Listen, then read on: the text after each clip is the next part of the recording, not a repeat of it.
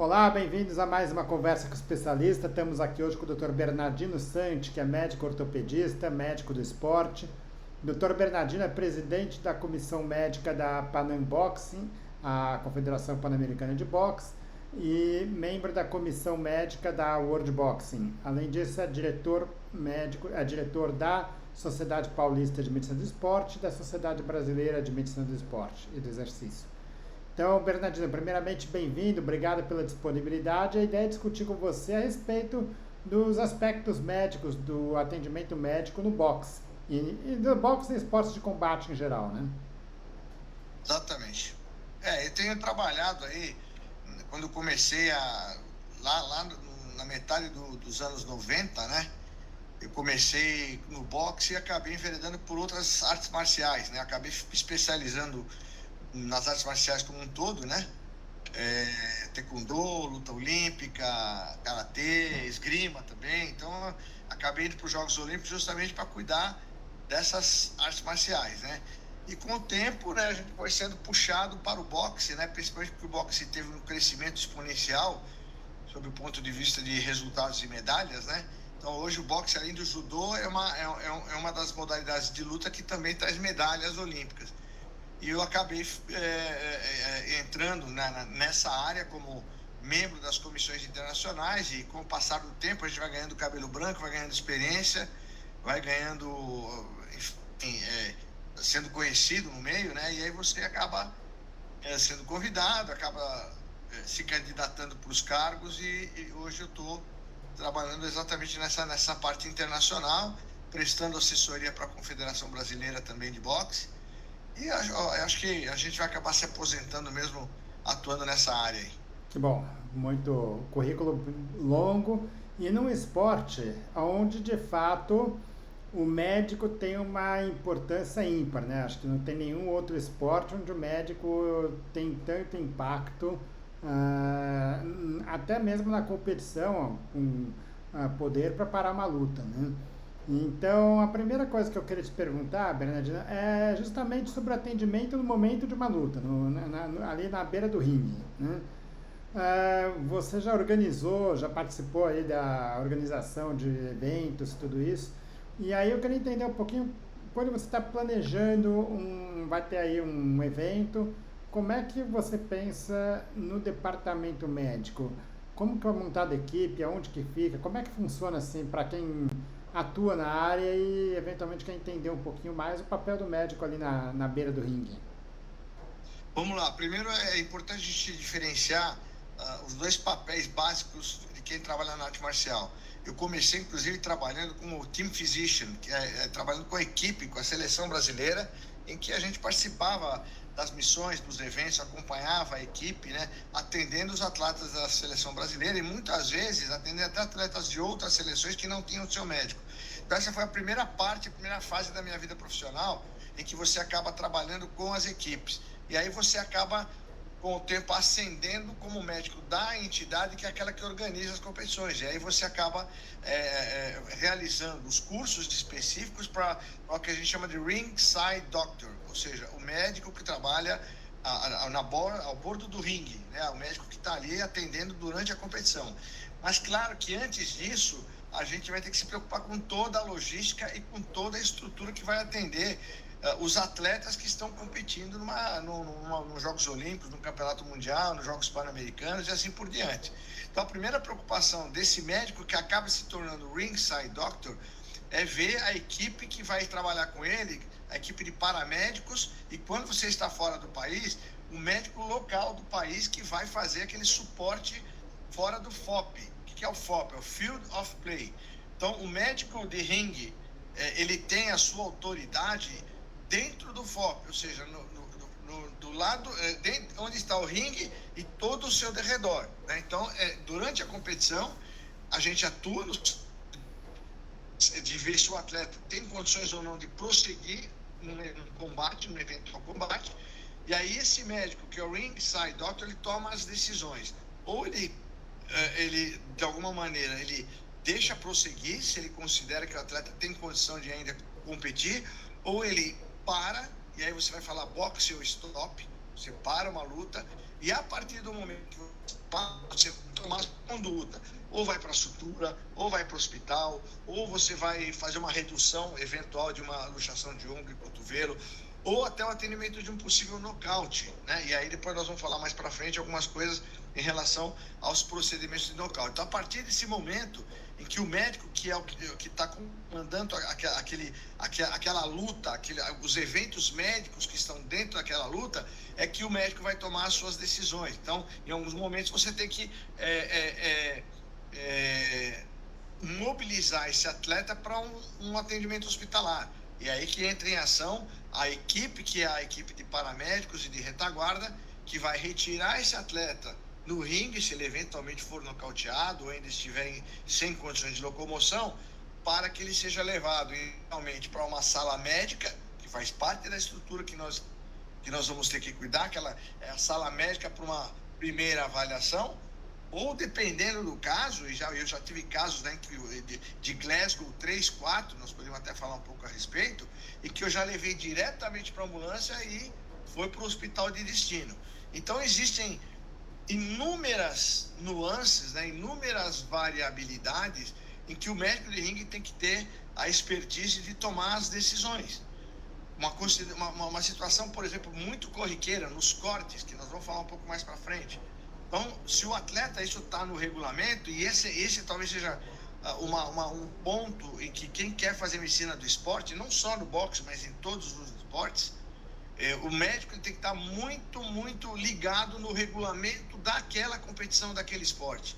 Porque muitas vezes, se você atua fora do momento correto, você pode prejudicar o atleta. Por exemplo, o judô, o médico não pode mexer no atleta, né? Ele tem que olhar e ver se vai atender ou não, se vai continuar ou não. Se você mexer no atleta, você desclassifica teu atleta. No boxe é a mesma coisa. Se você acabar fazendo um procedimento errado num corte, você pode desclassificar esse atleta. Então, por exemplo, se um atleta for perdedor, a sutura que vai ser realizada vai ser uma sutura regular, normal, que é feita em qualquer pronto-socorro. Se for um atleta que tem um corte, mas que é o vencedor, ele não pode ter uma sutura visível. Então, aí você tem que fazer uma sutura subcutânea ou intradérmica para que aquele atleta não tenha a visibilidade do corte. Porque se você fizer um outro tipo de sutura, esse atleta, quando for fazer o exame médico matinal para a competição daquele dia, ele vai ser desclassificado. Então, daí é que entra muito o conhecimento do regulamento e as tuas decisões para não prejudicar um atleta. E aí entra aquilo que a gente, como médico de esporte, sempre está sujeito, que é o atleta que se preparou 4 anos para os Jogos Olímpicos ou para o Mundial, e por uma decisão errada você acaba tirando o sonho daquele atleta. Então é muito importante, e é claro que a gente tem que considerar como médicos do esporte a saúde e a segurança daquele atleta, isso está fora de discussão, mas a gente tem que aliar a isso o bom senso de você tomar uma decisão que não prejudique o atleta na continuação da competição. Ótimo. Bom, então, quando você é chamado para fazer o atendimento, você inicia isso por iniciativa própria? Quando que você pode ter algum atendimento e liberar ele para voltar? Tem um tempo para isso? Muito boa pergunta, doutor. Veja só, quando a competição está se desenrolando no ringue, quem toma a decisão de chamar o médico é o árbitro. Ele vê um corte, vê um sangramento nasal, ele vê um comportamento anormal, ele chama o médico. Porém, o médico tem sim a liberdade e a prerrogativa de falar o stop sem que o árbitro chame, como já aconteceu. O árbitro não percebeu e já foi interessante isso, porque qual é a primeira pessoa? É o árbitro. Se o árbitro não perceber, às vezes é o treinador jogando a toalha. E muitas vezes essas duas camadas de proteção do atleta passam desapercebidas. O que vai ter que perceber, e aí entra muita experiência, de falar o stop. Naquele momento, falar o stop para o diretor técnico da competição, porque você está percebendo que aquele atleta está sendo castigado e não está conseguindo se defender. É muito difícil, né? Os árbitros têm muita expertise, mas já aconteceu de eu ter que parar um combate em que o atleta estava sendo castigado, o árbitro não disse nada, o treinador não jogou a toalha, então fui eu que fui o fiel da balança para parar e proteger aquele atleta.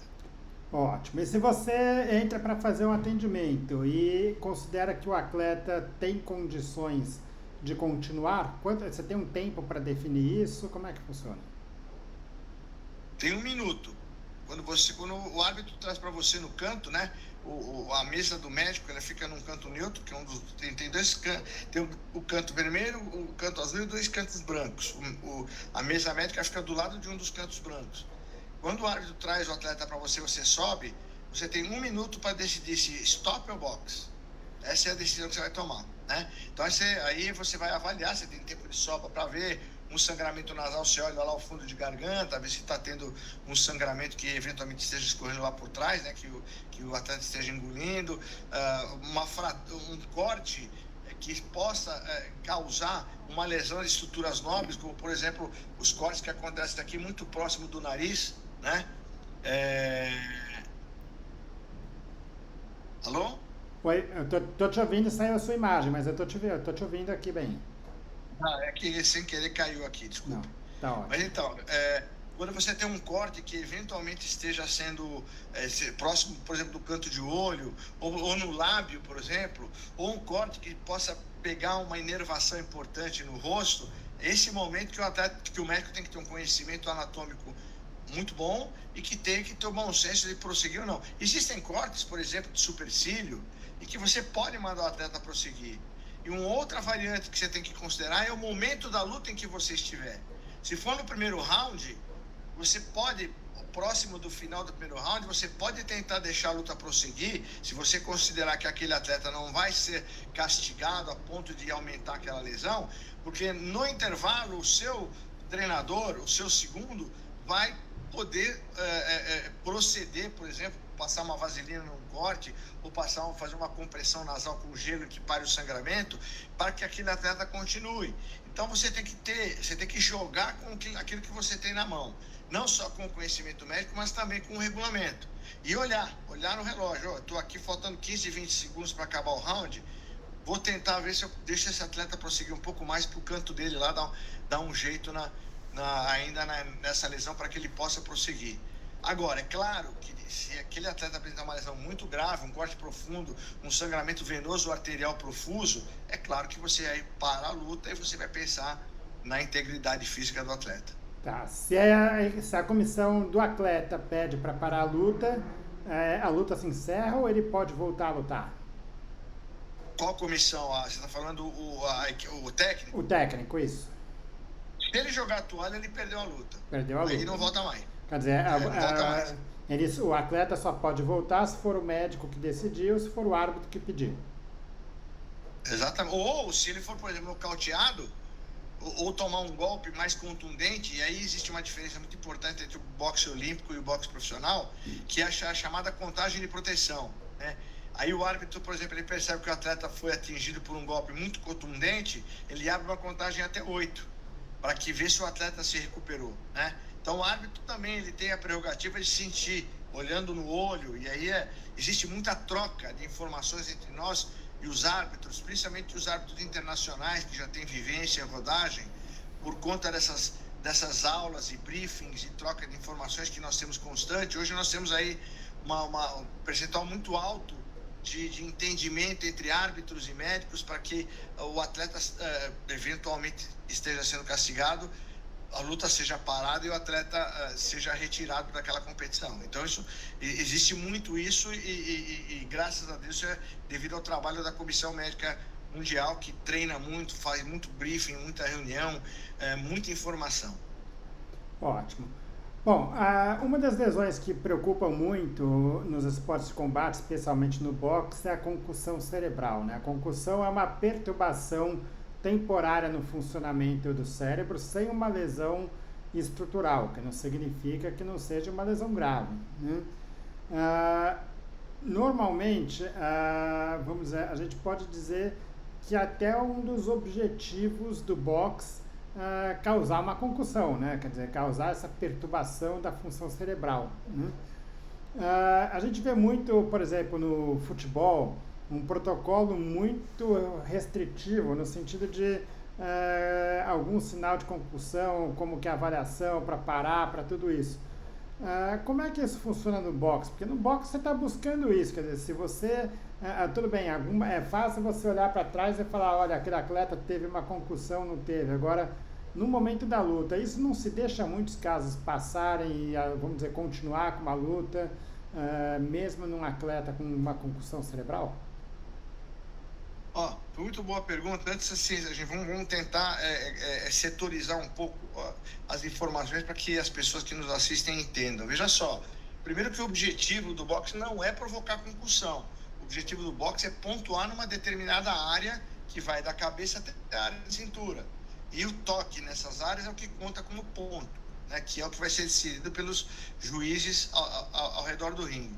Agora, é claro que devido à velocidade e à intensidade, a concussão é uma das consequências, como vários esportes de combate, até como o próprio futebol, né?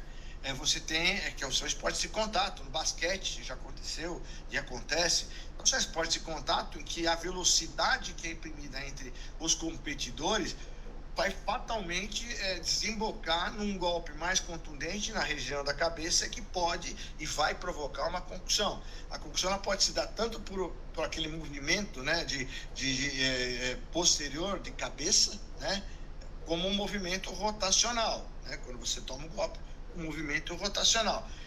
Temos que lembrar que o cérebro é um órgão com tecidos moles dentro de um crânio, né? de uma célula rígida. Portanto, aquilo lá mexendo, o cérebro ele vai ter a sua movimentação. Essa é a má notícia. A boa notícia é que é muito difícil você dar um golpe contundente no boxe, por incrível que pareça. Quando você tem atletas do mesmo peso e de mesma condição técnica, e aí é que entra muito a ação nossa como confederação internacional, porque a gente faz muitos eventos eliminatórios nos continentes, em que quando você chega nos major games, como olímpicos ou mundiais, esses atletas que são os melhores dos continentes. Então são atletas que chegam com uma condição técnica muito parecida. Então você não tem aquele atleta muito melhor e outro muito ruim, um russo contra um rapaz do Haiti, como já aconteceu, né? Já aconteceu e aconteceram acidentes graves por conta dessa diferença técnica. Então é muito difícil hoje você ter um golpe tão grave, né, a ponto de você ter que levar, por exemplo, num Glasgow 3 ou 4, como eu já acompanhei, para o hospital. E já aconteceu, e não acontece com tanta frequência quanto as pessoas pensam. Porque a esquiva do boxe, eu faço boxe, eu gosto de fazer boxe, a esquiva do boxe, ela é muito eficiente. Vocês imaginam o quanto é difícil acertar um soco em alguém. É muito difícil.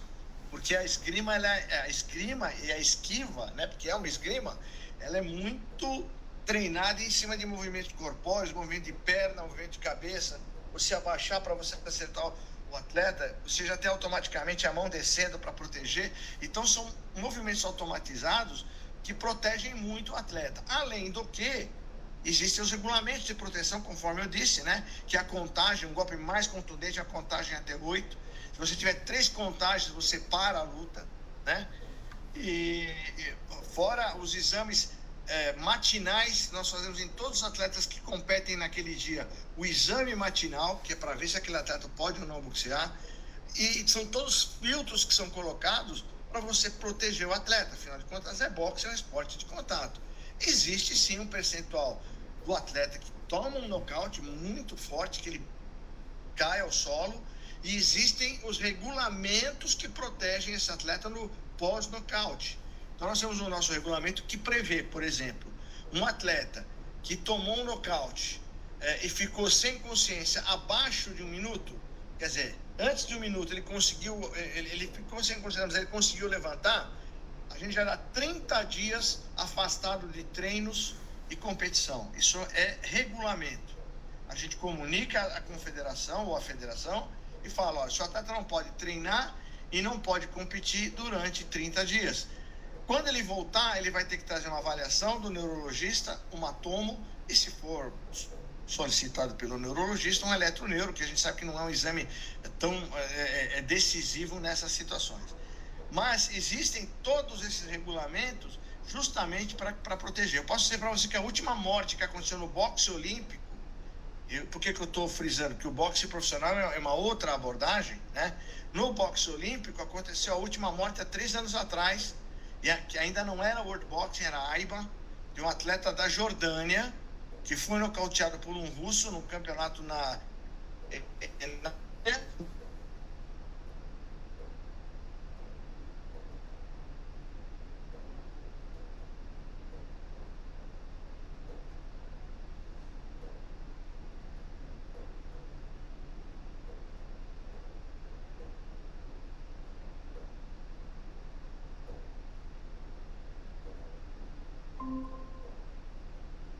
Oi?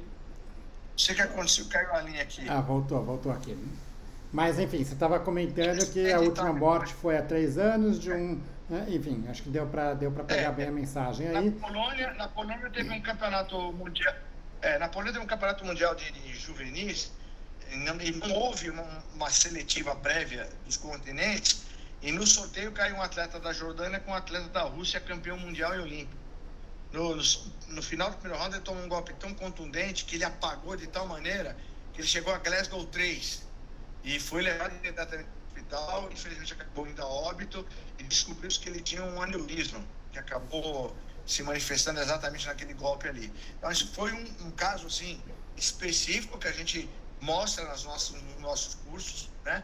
Mas que, infelizmente, para quem faz boxe, está sujeito a acontecer. Mas não acontece com a frequência que as pessoas pensam que acontece. A concussão acontece, sim, mas por exemplo, eu estava falando de 30 dias, se o atleta ficar acima de 1 minuto, sem consciência, ele fica 90 dias afastado, sem treinar e sem competir. Então, quer dizer, existem os regulamentos exatamente para proteger o atleta que faz essa modalidade. Legal. Agora,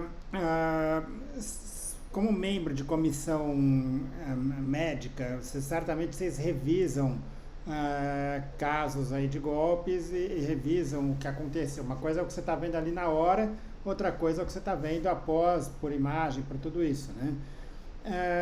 Vocês conseguem perceber se tem muitos casos de concussão onde você consegue caracterizar a concussão, mas onde a luta não foi interrompida? Isso é comum? Sim, acontece com bastante frequência. E aí já existe uma outra camada de proteção, que é o que a gente chama de post-bout test. Ou seja, acabou a luta, teve um vencedor, perdedor, descem do ringue, já existem 2 médicos, um em cada ponta, para avaliar o atleta que desce do ringue. Tá tudo bem, tudo certo, ele fala algumas palavras, né? Ele coloca um red flags, faz algumas perguntas, e ali você já percebe se o atleta está confuso ou não, como já aconteceu. Então ali você já percebe sim que ele pode estar ter tido uma concussão. Ele responde palavras inteligíveis, ele não consegue localizar onde ele está, ele está com dificuldade de equilibrar. Apesar de ele ter descido do ringue, ninguém percebeu que ele tinha esse problema, ele só vai ser avaliado ali naquele bastidor em que os médicos que estão designados vão avaliar.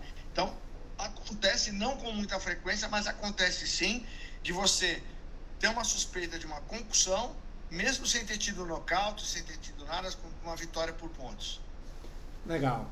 Bom, e é uma preocupação justamente porque a maior preocupação da concussão é o risco de um segundo trauma, né? Então, por isso que a primeira coisa de fazer é afastar esse atleta de combate, porque quando ele está em concussão, leva um novo golpe e isso acaba sendo bastante perigoso para ele. Pelo que eu entendo, é o risco de esporte aí, né? 50% de chance de você ter um evento fatal, uma segunda ocorrência próxima da primeira, né?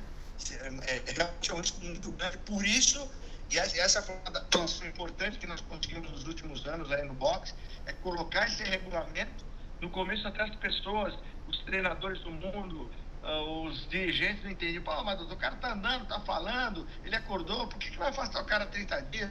As pessoas não entendem que existem estudos por trás disso que embasam tomar essas decisões. Isso acho que acontece em quase todos os esportes. Quando o médico toma uma decisão que as pessoas não gostam, o pessoal geralmente costuma ficar bravo com o médico, mas infelizmente faz parte da nossa na nossa atuação como médicos do esporte, e as pessoas têm que estar preparadas para isso. Ótimo. E um último ponto que eu colocaria aqui dentro do que você já falou, que o boxe é um esporte onde a esquiva é bastante forte, ou seja, que o boxeador ele sabe proteger. Eu estava falando aqui, só que assim, um último ponto é que no boxe, realmente o atleta ele sabe se proteger, sabe se defender, por isso que você comentou que não é tão comum ter o segundo golpe, né? Ou ter a concussão. Agora, quando você tem uma concussão, vamos dizer, a reação do atleta diminui, a capacidade de proteger diminui, por isso que acaba sendo um problema para ele, né? Tá me ouvindo, Bernardino? Oi, tá me ouvindo? Eu vendo cima, agora deu uma escapada na imagem aqui, mas estou te ouvindo sim. Tá, mas enfim, o que eu estava comentando é que como você perde na concussão, você perde um pouco essa capacidade de proteção, que é justamente o que vai evitar esse segundo golpe, né? Quer dizer, então você fica de fato mais vulnerável a ter um novo trauma ali, né? Exatamente, é por isso que existem os regulamentos de proteção, né? Esses regulamentos têm que ser respeitados e, infelizmente, a tendência das pessoas é contestar as nossas decisões, né? Nós temos muito... Eu acho que é uma coisa que o método do esporte passa recorrentemente, né? Que esse fato de você interferir na atuação esportiva, que é o que presta para essas pessoas, ganhar ou perder, né? Mas nós, como médicos, claro que queremos também participar de situações ganhadoras, mas nós temos que, acima de tudo, pensar na integridade do atleta, que vai ser um indivíduo, vai ser uma pessoa, vai ser um cidadão. E é isso que as pessoas às vezes não entendem, né? Muitas vezes aconteceu, como já aconteceu também, desses treinadores, principalmente os treinadores da América Central, da África, que vem contestar dos médicos de médicos de outros países, dizendo, não, o atleta está bem, ele está liberado para competir uma semana após o troca. Já aconteceu, né? E aí é que entra a tua personalidade e falar, não, mas o regulamento, o que vale é o meu, não é o que o teu médico lá da África ficou 30 segundos apagado, né? Mesmo que tenha sido abaixo de 1 minuto, 30 segundos, vai ficar 30 dias. Ficou mais de 1 minuto, vai ficar 90 dias, e você pode reclamar com o Papa, com o Bispo, quem você, na Liga da Justiça, com quem você quiser, né? Às vezes até o presidente, eles vão até o presidente da entidade internacional para que ele tome uma providência contra nós, mas isso aí é uma coisa que nós conseguimos mudar muito. A cabeça dos dirigentes mundiais hoje do boxe, eles respeitam muito as nossas decisões, isso nós conseguimos como vitória. Então, isso levou décadas para que a gente conseguisse fazer as pessoas entenderem isso. Legal, e ainda acho que a gente insiste muito nessa questão da concussão, porque de fato é talvez a lesão mais preocupante que existe no esporte. Ainda vamos discutir algumas outras coisas, né? Mas isso que você comenta, essa dificuldade às vezes de lidar com a comissão do atleta, querendo uma liberação mais precoce, você está falando de uma competição, né? Pelo que você falou, ele fica proibido de treinar durante 3 meses, se ele fica mais ou menos de 1 mês, no caso de 1 minuto, né? Apagado. Eu imagino que deve ser quase impossível segurar esses atletas 1 mês, tudo bem, na competição sim, mas fora de competição, no ambiente de treino, deve ser quase impossível, ainda mais considerando que o boxe é um esporte, vamos dizer, de alguma forma periférico, né? Um esporte onde você está em países, onde você está em regiões que muitas vezes não são os locais onde você tem a melhor estrutura médica, o melhor centro de treinamento, onde você tem a melhor equipe de suporte, né? Doutor Orlando, veja só, você tocou um ponto importante. É óbvio que nós não temos perna para a gente inspecionar e vigiar todo mundo no mundo todo. Isso é impossível, né? O que nos resta fazer é fazer o regulamento, educar as pessoas, e aí entra muito também do país. O Brasil já tem essa cultura de respeitar. Estados Unidos, México, grandes países que participam, tem a cultura de respeitar. Sim, acontece muito de a gente receber notícias de países aí da Ásia e da América Central que os atletas que foram suspensos da nossa entidade por 30 dias acabam competindo em outra, e já tivemos casos de morte de atletas que foram entidades fantasmas, ligas fantasmas, e foram nocauteados de novo, e aí a gente fica sabendo, e aí a gente responsabiliza o dirigente daquela federação. Acontece, infelizmente acontece. Eu não vejo outra alternativa a não ser a gente manter firme nosso regulamento e educar as pessoas. Educar. Eu não vejo outra alternativa. Infelizmente, nós temos aí, são 268 afiliados no mundo todo. Então não dá para a gente realmente... E uma outra coisa, a gente avisa o médico da confederação em questão que ele também é o responsável caso aconteça alguma coisa. Como já aconteceu da gente responsabilizar um colega que, segundo ele, disse que não sabia que o atleta estava competindo por uma liga fantasma e que acabou acontecendo o que aconteceu, mas ele também será penalizado de alguma maneira, ou com suspensão, ou com advertência. Existem também mecanismos para que os médicos sejam cobrados em relação a isso. Ou seja, a luta está aí, os argumentos estão aí, mas a gente vai ter que continuar nessa nossa caminhada para que a gente um dia consiga, não digo acabar com isso, mas minimizar o máximo possível essa situação, né? Qual o papel do capacete? Então, foi boa pergunta. O capacete, na verdade, não era para proteger a concussão. O capacete para proteger os cortes. É o corte.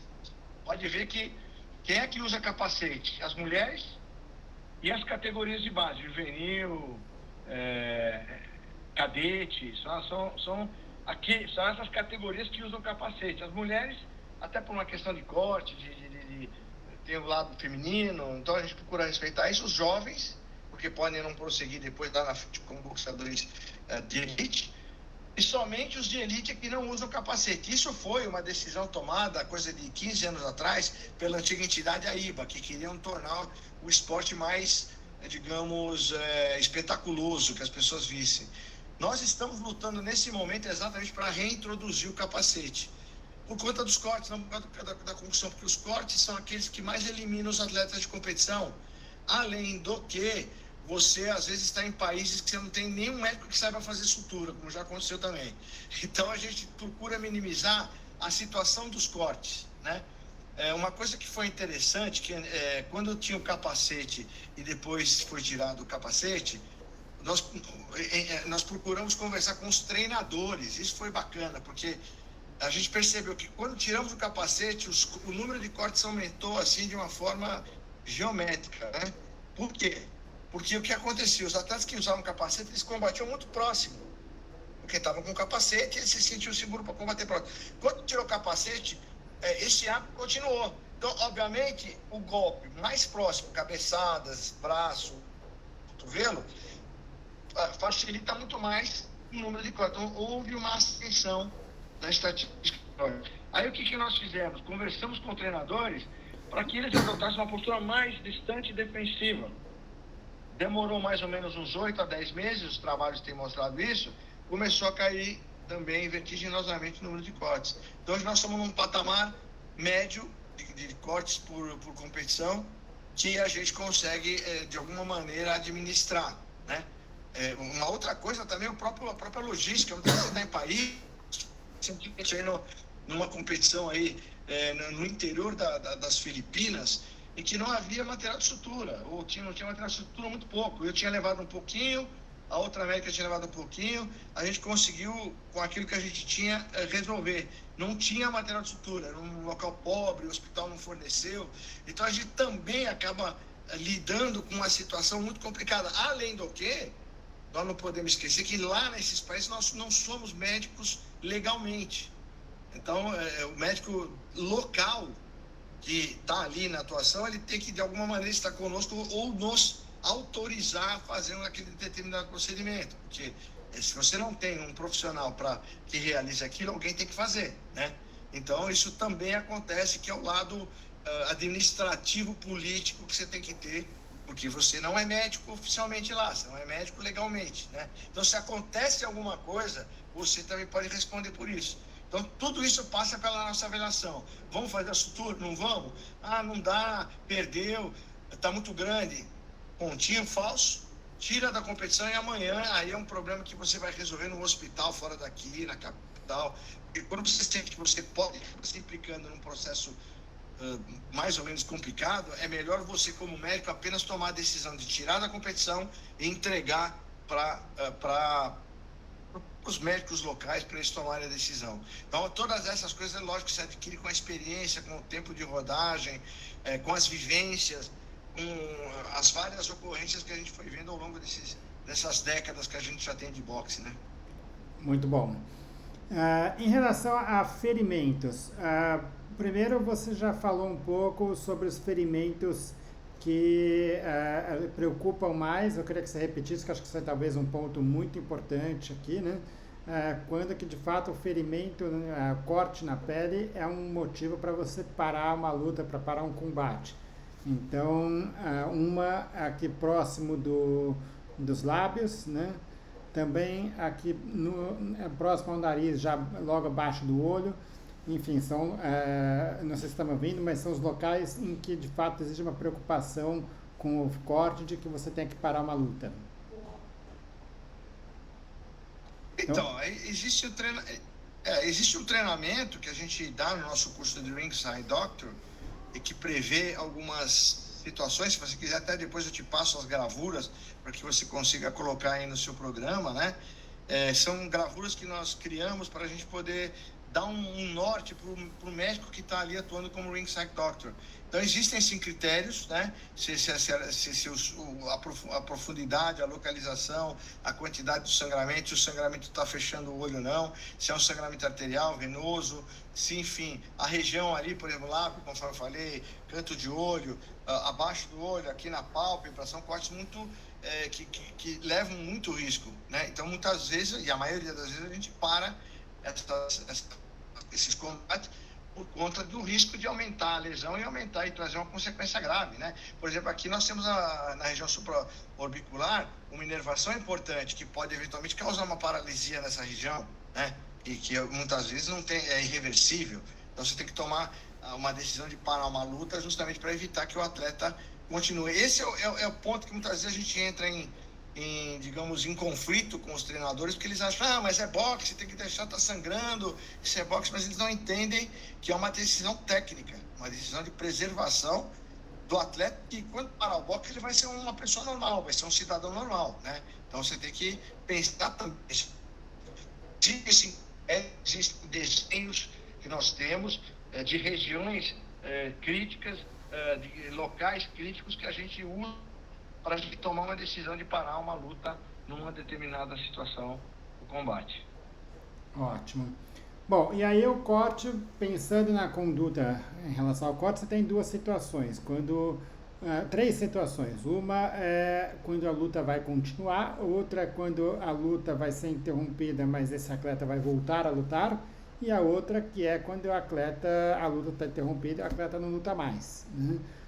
Quando não luta mais, faz uma sutura como outras quaisquer, quer dizer, como qualquer outra pessoa. Você chamou atenção para alguns cortes onde a sutura também tem que ser algum cuidado pelo risco de lesão, especialmente aqui na base do olho, algumas coisas assim, né? O que assim, a gente tem que levar em consideração assim, quando a gente para, não para e volta, tá? Volta só, por exemplo, digamos que existe uma situação, você está no terceiro round, o árbitro trouxe para você um boxeador com um corte debaixo da pálpebra, você para a luta, porque ali é uma área de risco, aí vai para a contagem de pontos. O atleta ganhou. Apesar de ele ter parado porque você tomou uma decisão médica, ele ganhou a luta por pontos. Então significa que ele vai voltar daqui 2 dias para a próxima etapa. Então esse atleta tem que ser suturado de forma correta. Porque se ele vier no exame pré-competição, na parte da manhã, e o corte estiver visível, ele vai ser classificado. Então essa é uma situação bem específica, mas que pode acontecer, tá? Então quando você para uma luta, ele não volta mais naquele dia. E aí é que está a diferença de uma competição olímpica ou uma competição mundial, do boxe olímpico. Que o atleta, ele luta 4, 5 lutas a cada 2, 3 dias. Ele vai até o final da competição com várias lutas. É diferente do profissional, que ele luta às vezes uma vez por ano ou duas, uma a cada 6 meses. A exposição é diferente, as regras são diferentes, entendeu? Tá, então em nenhum momento você vai atender um corte e a luta vai continuar. Não. Existiu até pouco tempo atrás, foi bom até você ter me perguntado, isso foi tirado do regulamento, o que a gente chamava de one-minute treatment.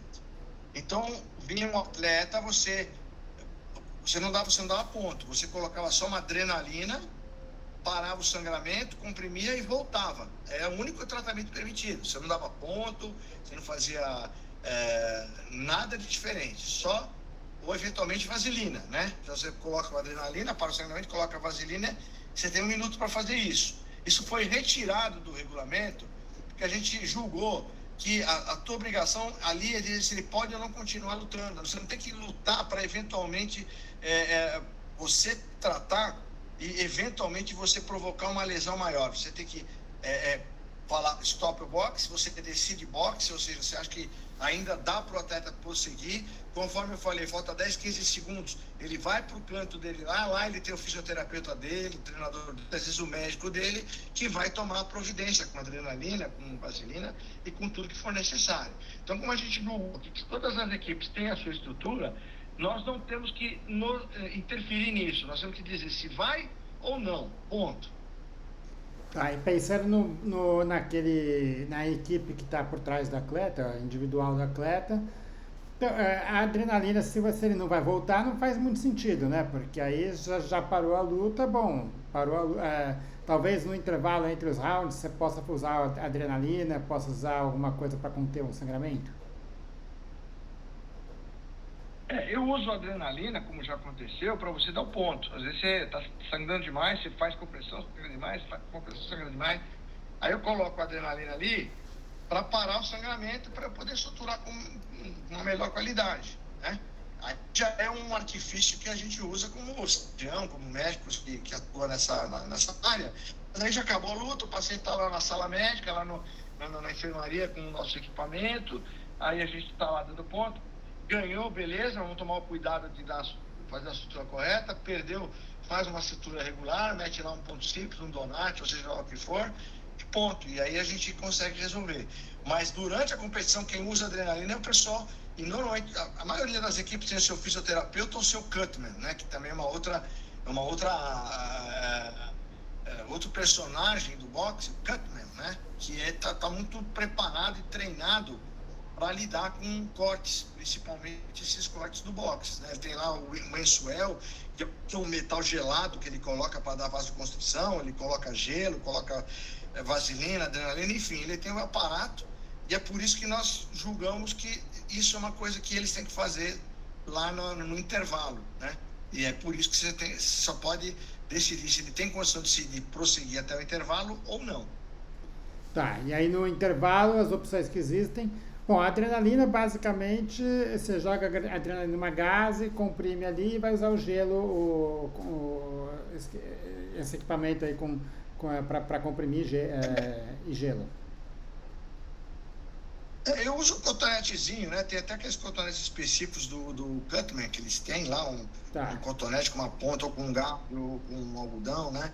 Em que ele embebe lá na ampolinha, ele coloca ali e dá um bom resultado. É claro que tem cortes que só sangramento é muito profuso, grande, e só adrenalina não é suficiente. Aí você põe uma compressão e vai fazer um outro procedimento.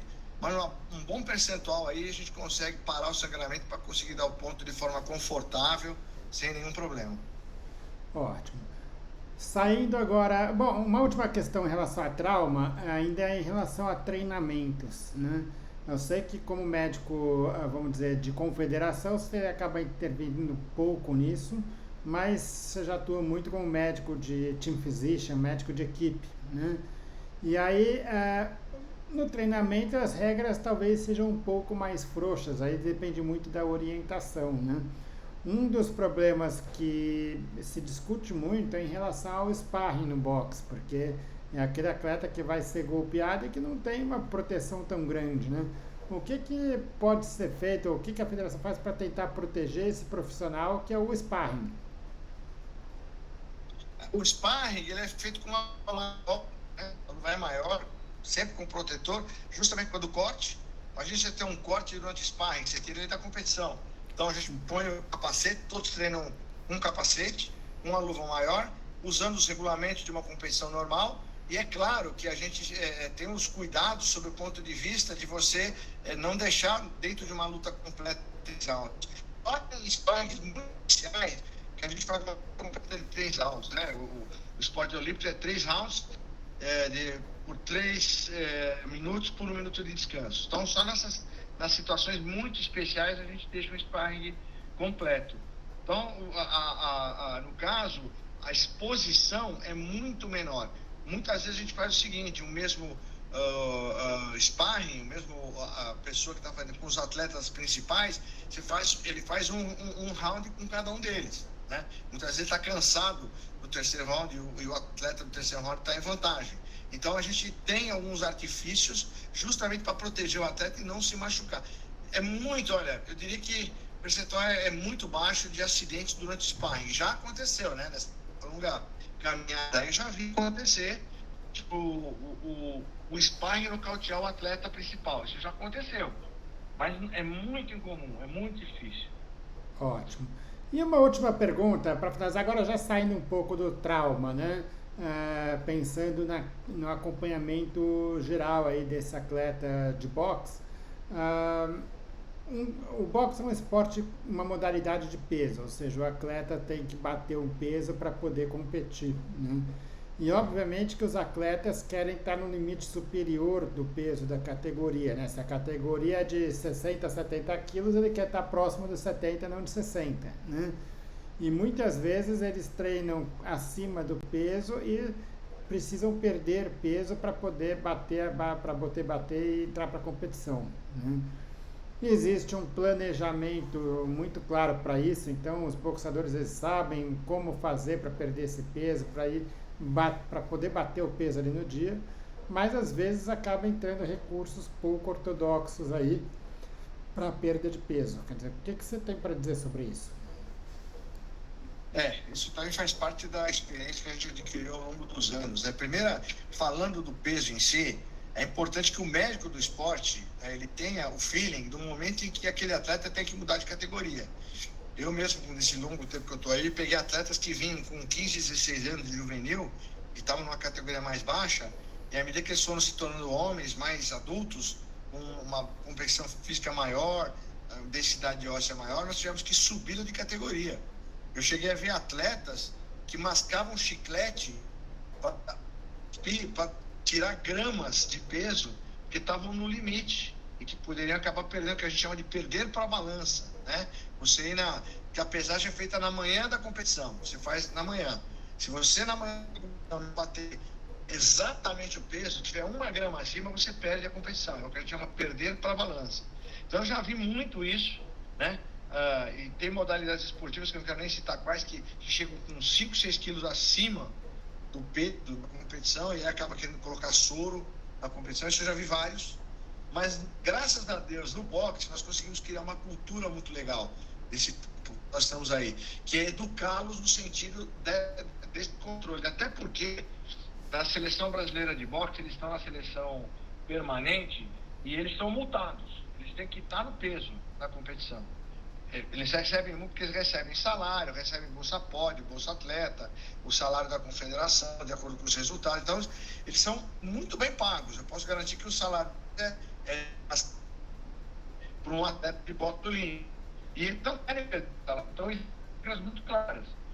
Você não pode bater peso, você não pode exagerar, você não pode chegar muito acima do peso caso, salvo naquele período que o atleta é dispensado, no final de luta, mas com a recomendação que ele não esteja no máximo 3,5 kg acima da sua categoria, né? Acontece muito, por exemplo, nos deslocamentos aéreos, em que você faz de uma competição para outra, que o atleta chega com 1,5 kg acima. Tudo bem, é bem aceitável, porque é óbvio, no avião ele tem que comer o que tem, né? Tem que beber a água que tem e ele não pode treinar. Então, a gente tem essa maleabilidade de chegar com 1,5 kg, 1,8 kg, e aí chega-se com 2, 3 dias antes da competição, para que essa atleta recupere aquele peso. É importante que se ressalte que o atleta de boxe, o atleta de peso, ele já tem uma condição subanêmica fisiológica, por incrível que pareça, que adapta àquela situação. Quando você faz um hemograma dele, hematócrito, você tem uma